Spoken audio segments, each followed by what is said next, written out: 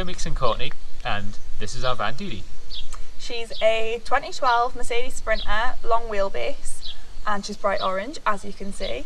So we've been living there for the last 6 months and travelling Europe for the last 3, and we're currently in the not so sunny south of Spain. We thought whilst we're here we'll give you a bit of a tour, show you the ins and outs, the overall design and layout that we went for. And then if you stick around to the end, we'll tell you how much we spent on her, because that's the juicy bit that everyone loves to know.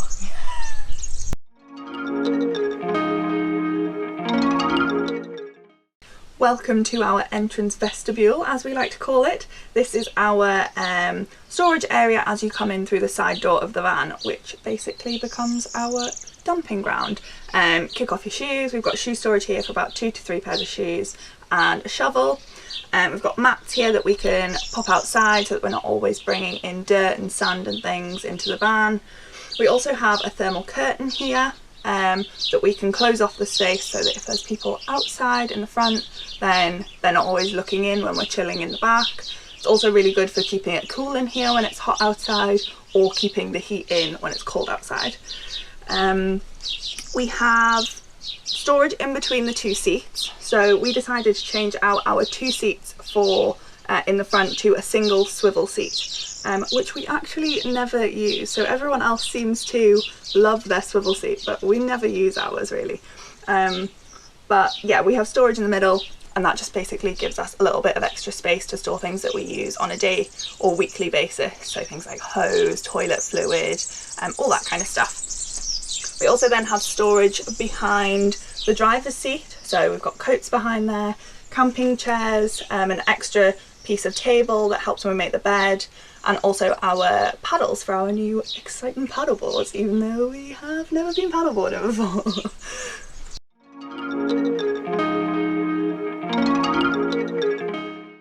We opted for a full height wardrobe in our van so that we had loads of storage space for clothes and shoes and things.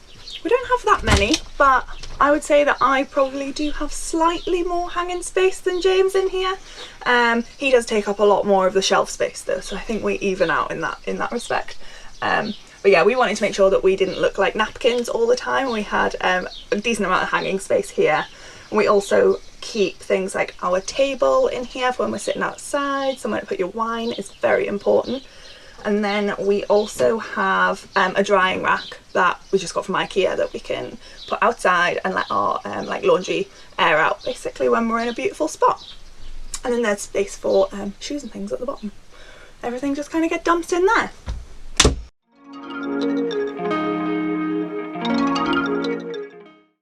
This is our toilet. As you can see, as me for scale, it is a pretty decent size. It's about the same size as a normal shower cubicle, just a little shallower due to this back wall being slightly curved. So our shower cubicle was something that we were not prepared to compromise on. Basically, we knew from the off that we wanted a design that allowed us to have a separate cubicle that we could shower in, as opposed to having like an outside shower or a solar shower. This cubicle is about 80 centimetres by 75 centimetres, I think. We got the shower tray from a local caravan shop just in Leeds. It's just like a plastic material, so it's really lightweight.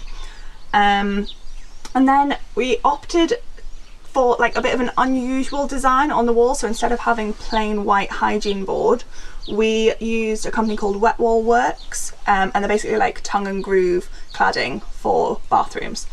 And we love these walls, we think they're great. We also opted for a self-contained toilet rather than having a cassette that kind of pulls out from outside. So this is the Thetford Porta Potty Excellence with the manual flush. And basically when we want to shower, we just lift the whole unit out and pop it in front of the wardrobe. And then when we want to empty it, we do the same thing. We also opted for an eco shower head. So the shower head we have is from Eco Camel, and it basically means that we have the same amount of water pressure, but we use a fraction of the amount of water that you would in a normal household shower.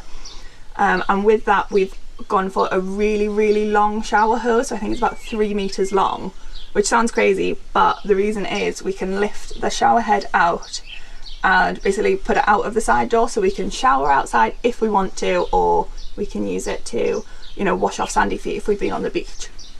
The final thing in here is that we decided not to have a shower door. We didn't really think about building one until we'd built the frame of the shower. So we opted to just have a shower curtain that pulls across, and to be honest, that works really well for us. So all in all, we love our shower room, and it's not something we would compromise on if we did another build. Also, Meeks gets pretty smelly, so it's pretty important in here.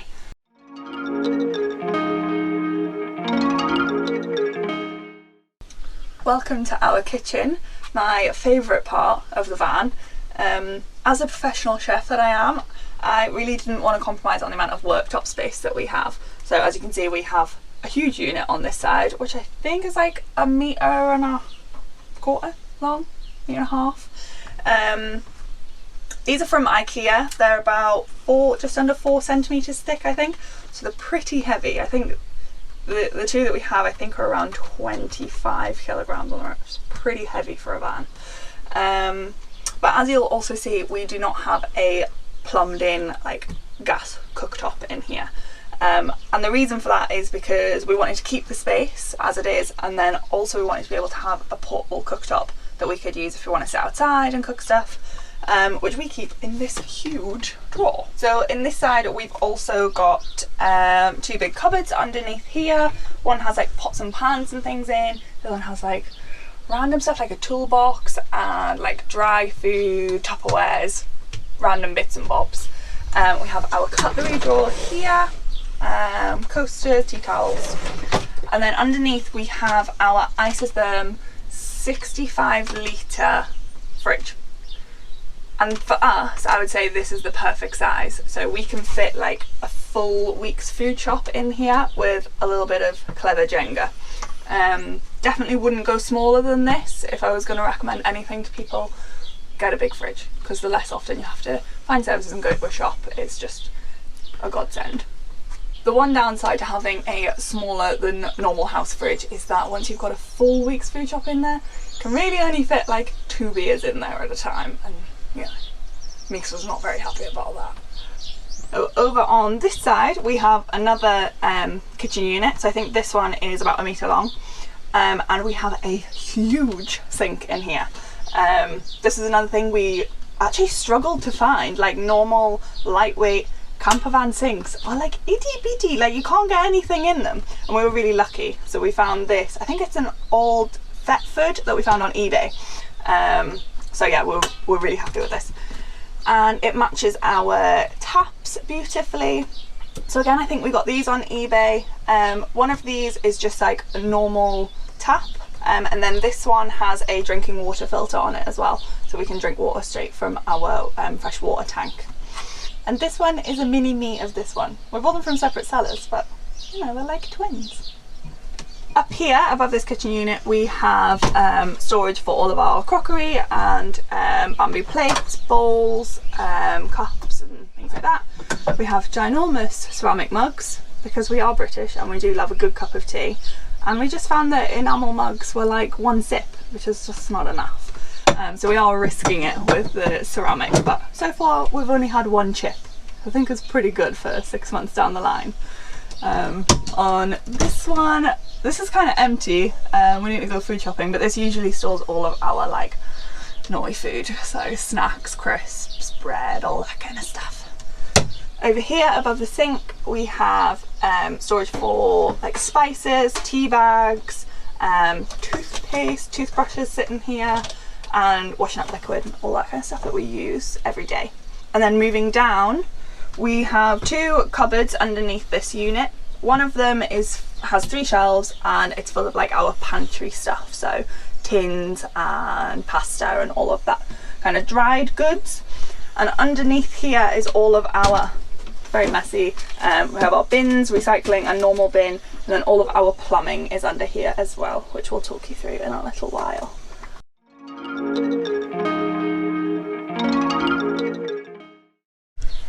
So in our kitchen area we have 2 control panels, one on this side and one on this side. You'd like to think that was good planning, but I think that's more just the fact that the wires for some of the control panels were shorter than the others, so they're on 2 sides. On this side is our electrics. So the first thing on the electric side is the remote control for the max fan, which is above my head. if you can see it. The max fan's really cool because one, it has a control so you can turn it on from bed, and two, it also has dual direction function, so it can pull air in to make it nice and breezy, or it can pull air out when Courtney makes a bad smell. It's got loads of speed settings as well. It's also got temperature control, and one of the best things is it's got a rain sort of cover. That's probably the right word. So you can have this on when it's absolutely pelting it down outside, whereas most other ones have like rain sensors and they turn off and close. So this is really cool for us. We really enjoy it. Next on the control panel is our Victron Smart Battery Monitor. This is the BMV 712, which connects to a shunt in our battery bank. This basically tells us how much of our batteries we've got left. And today we're on 99.9% because it's been sunny and now it's cloudy. Usually we don't drop our batteries down to below like 90% on a normal day, 85 if we're charging both laptops and charge packs and GoPros and things like that. We have three 90 amp hour batteries. These are Varta power frame batteries. They've got some special technology in them that mean that they degrade slower than most AGM batteries. They're really quite cheap as well compared to like lithium ion and things like that. They are quite heavy, which is the downside, but again, the cost to weight ratio for us was something that we definitely want to go for. These batteries power pretty much everything in the van. They power on a normal basis the fridge, the Wi-Fi, the lighting, the water pump, the water heater, and the fan, and then any devices that we have charging. Those batteries are powered from 3 different sources. The first one being solar panels. We have 300 watts, so that's 3 100 watt panels that are wired in series. Is that right? I think so. It's series. That then feed into our batteries through our MPPT solar controller. We then also have the ability to charge these offshore power, so when we're parked up at a campsite we can just plug it in and then that provides power to the batteries, and we also have then the ability to use a 240 volt plug that we have there. Finally, we also charge our batteries when we're driving, because we have a split relay charger that engages when it notices the voltage, and it sends the residual charge from the alternator all the way down to our batteries that are in the back bench there. So the final 2 things on our control panel on this side are the light switches and the 240 volt plug. The light switches, we have 2 of them. One is split for the 3 backlights that are in the living room, and one is split for the 2 lights at the entrance vestibule. As you'll see, one does one, and then you'll go a bit darker, one does the other. So we like living, and one of the things that we really wanted to do was not die when we're in the van. So we've installed a carbon monoxide alarm for any sort of problems with our heater, diesel heater, or any gas leaks that we've got from our little gas canisters. We kind of wanted to know before we kind of passed out. And so on my left we have our second control panel, which it does our water and heating needs. So our heating is done by the Webasto Thermotop C300 system, which is now no longer available from stockists because they've discontinued it. There is a newer model which looks a little bit simpler actually, but yeah, we'll link to that below. I can't remember the name of it. Our heating and water system is completely run off a diesel system, so we have no gas at all. What we have is a separate diesel tank in our kitchen that feeds a little unit that sits underneath the van, kind of underneath the sink. That diesel is fed into there to create combustion and heat, and then what we have feeding into that unit is a coolant system. So we have a little reservoir under the sink that, when the unit engages, feeds the coolant through under the van into the unit, and then that unit creates heat, which heats the coolant up. That coolant then passes around in the system and gets really hot, and then to get heat into the van when it's cold outside, we turn our fans on, and then the coolant passes in front of the fans, creating hot air. When we want hot water, we have a heat exchanger under the sink. It's a little unit about yay big, And what happens there is when the coolant is hot and we turn our water on, the water passes through the heat exchanger and it's coiled around a coolant flow. That coolant heats the water up to like really hot, and then that comes out of the heat exchanger through the pipes up into our sink if we want to wash the dishes, or into the shower if we want to have a nice hot shower. So the system I've just explained, that took like 3 days to install with the caravan engineer who didn't know what he was doing, but we got it in and it works, and we're really happy with how quickly we get hot water and how quickly we can get a lot of hot air coming into the van. Like, we don't need it now, but when we were living in the UK in December, bloody freezing, and that heater was on all the time. It doesn't use that much diesel anyway. So we have a controller for our heaters and blowers, and then we also have a controller for our thermostat, so we can control the temperature and when the heaters kick in and turn off. We also have a water pump here, which will turn our water pump on and off. And then this one is our final one, which monitors how much fresh and wastewater we have in our tanks. It's important to let you know that we have a underslung freshwater tank that sits underneath the shower here. That's 100 litres, and it lasts us probably around 4 days if we're washing up 3 times a day, making cups of tea, drinking water and showering. We then have a 75 litre wastewater tank which is at the back of the van underneath there, that our sink and our shower feed into, and it goes in and just drops into the tank. We then empty that out when we find somewhere that is suitable to do so. So above the electric control panel we have 2 cupboards. These house our electrical equipment and our board games and important documentation and our Wi-Fi. So our Wi-Fi router is in this cupboard here. I'll not show you it because it's behind lots of stuff, but essentially we have a mount here for a little Wi-Fi signal creator that's a Huawei system, and that goes up through little wires here onto a 4G signal booster antenna that's on our roof. It's a low profile thing, so it sits underneath our roof rack. It's black as well, so it fits in with the decor of the van. And what that does is it'll take any 4G or 3G signal it can find, boost the strength of it so we get quite good internet speeds, and then it sends it down into the receiver system here, which then creates a Wi-Fi signal within our van that you can tether up to 10 different devices on.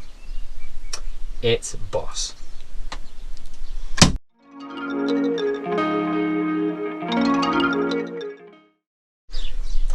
Welcome to our living room. Please sit down. So this is our living room slash office slash dining room slash bedroom. Not many you can say that, can you? So one of the things that we really didn't want to compromise on was desk space, because I work 3 days a week for my marketing agency back in the UK. Courtney also does freelance projects 3 days a week, so we really needed a big space that we could both work from. This table is gigantic. It's over 1 metre long, it's about 70 centimetres wide, so it allows me to have this seat, Courtney to have this seat slash that seat slash this seat, and we can actually work and not get in each other's way. If we both have calls, Courtney sometimes goes and sits in the front, because my voice can be quite loud, I've been told. So yeah, this is our office space, and it works so well for us. It means that we have to make the bed up every day, but that sacrifice of being able to have this much space and this much living area is one that we are more than happy to make.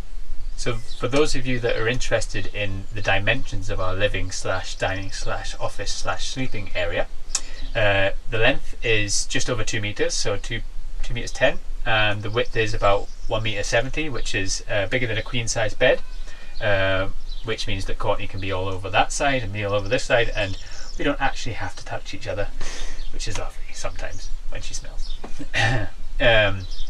The foam is from efoam.co.uk, and it is 10 centimeters thick and about 50 centimeters wide.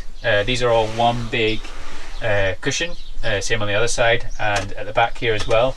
We got the backs tapered slightly, so they're 10 centimeters at the bottom but 8 at the top, because if we didn't, the seating would be so upright you'd almost be over. So that kind of helps the concave of the van. We did make a mistake with the foam to start with, and we ordered foam that was far too thick, so we were literally sitting like this, which wasn't very comfortable.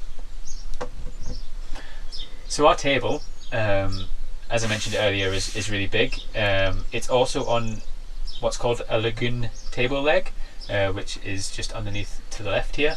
That allows the table to swivel in all different directions, which we absolutely love because you can move it out the way completely. You can dance or get dressed, or Courtney can shout at me.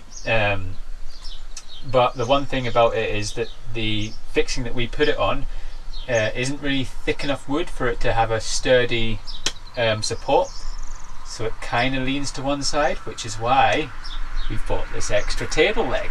That kind of stops it being able to swivel, but at the moment, especially when we're working, it's more important to have a sturdy table than a swivelly table. When we want to make this into a bed, the tabletop comes off the leg and the leg comes out, and we push this down and it sits on these slats that are just below me here. We then add the extra piece of table which we showed you earlier behind the wardrobe, and that then makes this whole area the same height. When that's happened, we then pull the cushions in and the back ones slot down into the space to make a nice big mattress space. And in a bit we'll put a little montage of how we make the bed. People sometimes think, oh, I don't want to have to make the bed every day because it's a faff. But once you've got the system down, it takes Courtney about 2 minutes 30 seconds. So we'll show you how she does that in a bit. So as this is a really small space, one of the things that we wanted was it to feel really bright and airy. So we tried to do that through two ways. One was through lighting, and the other was through windows. I'm going to talk to you now about what we use for them in our living area. So we have 3 spots above us in the living area, which are really bright when it's dark outside. So we also have 2 spotlights, these little ones here. You can see that they can move in any direction, and we use these sort of when it's a bit darker or it's night time, so that it feels a bit more cozy. And we can also use them as reading lights, especially when one of us wants to go to sleep earlier than the other. So when we bought DeeDee, there were no windows in the rear cargo space at all. So we changed that and we added 5.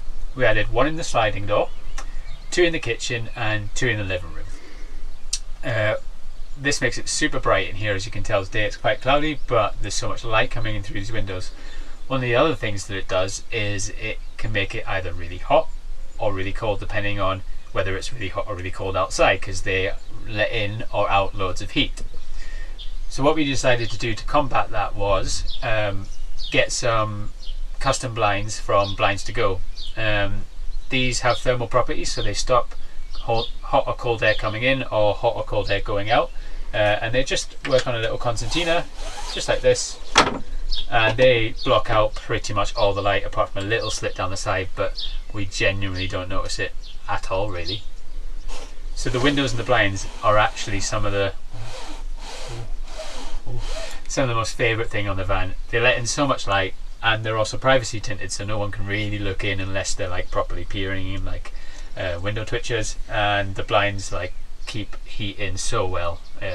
Definitely something I would recommend strongly for other van builds. So one final thing in our living room that we didn't want to compromise on was the ability to charge our devices. So if you join me down here, you'll see we've got these little USB ports that can take anything that we really need charge, from phones to GoPros to battery packs to anything really. So above our heads in the living room we have yet more storage.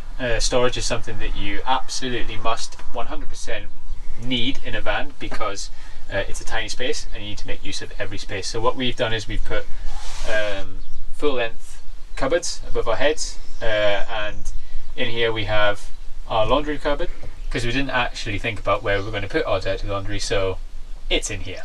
Next to that is our cleaning cupboard with a little USB hoover and a window vac and cloths and toilet paper for number 2s.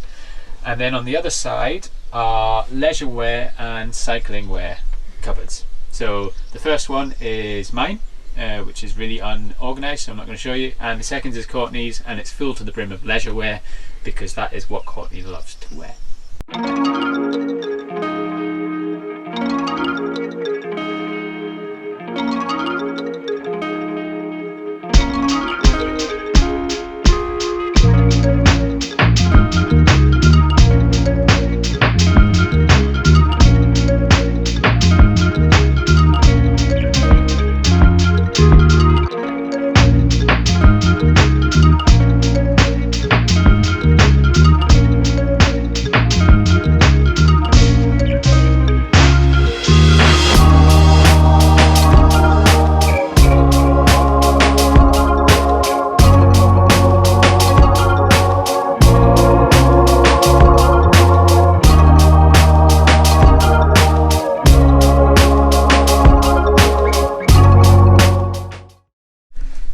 Welcome to the cab. This is where the driving happens, surprisingly. It's a bog standard cab, we haven't really done much to it. Came with a reversing camera, but just talking about security that we've got with the van, we have a stop lock on the steering wheel which stops people driving away with the van. We have 2 security cameras, one at the back of the van and one we haven't quite decided where we're going to keep it yet, so that thieves, if they watch this, don't know where it is. And these are from Neos. They're USB powered, so we can just put them with a charge pack anywhere really. They're magnetic as well, so they can stick to anything. And we also have a GPS tracker on the van, so a little device that we can text and it'll tell us where the van is. So if we leave it and we want to check in on it, we can do just that. Thieves. Steal someone else's van. No, don't steal anyone else's van. Don't steal any vans.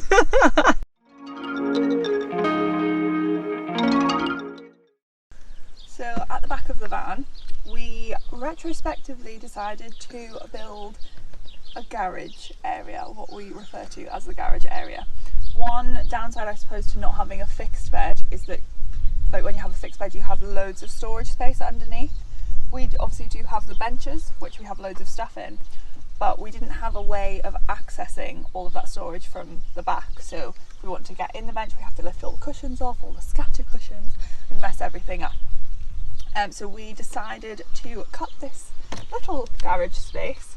So we have 2 little cubbies in here, which basically means that we can access like rucksacks, walking boots, cycling gear. We've got chucks in here, leveling blocks, helmets, hammock, all that kind of stuff. Awning, which now if we want to, we can pull out from the back, which makes our lives a lot easier. Now you're probably wondering why there's a big piece here, and because we added it retrospectively, there's a strut here that's supporting the bench frames, so we had to leave this middle piece. But it actually became a perfect place to have a little magnet so it stays shut. But yes, think about that if you're going to do a van build. Think about how you're going to access your garage, because we would not do that.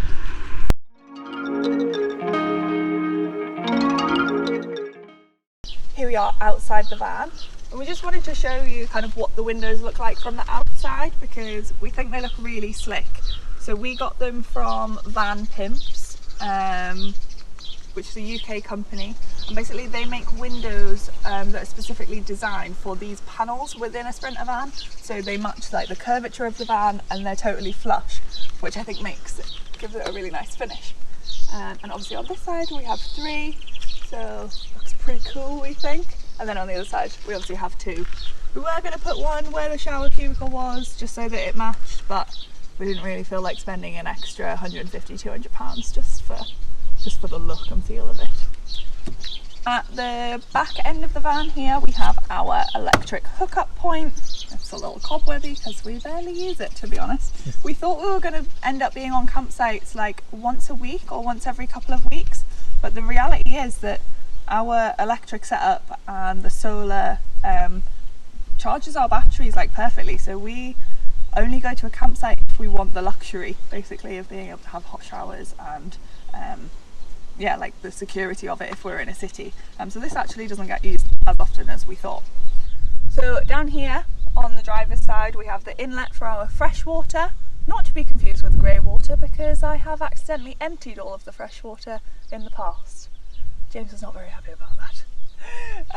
And then moving slightly along, we have the exhaust for our diesel heating and hot water system here, and just behind this back wheel is the outlet for our wastewater as well. So you just have a little turn on it and all the water pulls out. Very easy. And we got those from a company in Yorkshire called Barrett Tanks, and they were great. They custom made them to the sizes that we wanted and fitted them underneath the van for us. So would definitely recommend those guys. So obviously, as you can see, we also have a roof rack fitted to our van with this back ladder. It was custom built for us, so it has perfect fitment around where our max fan is, and they also fitted our solar panels as well, so our solar panels are fixed directly onto the roof rack. This was from SDV Roof Racks, also based in Yorkshire. I think they're in Clitheroe. So yeah, it's a full length roof rack, and we basically store our bikes up there, our paddle boards. We also have a roof bag, so if we need to store anything extra up there we can do. Basically gives us loads of extra storage options, so we can just ratchet strap everything down with the more hobbies that we take on as we travel.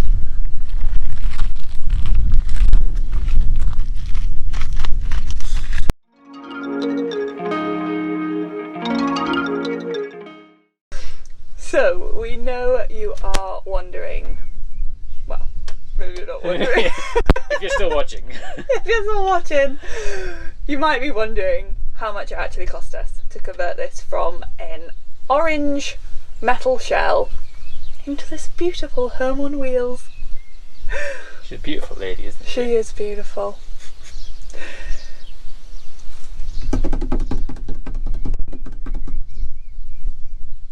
£1 million!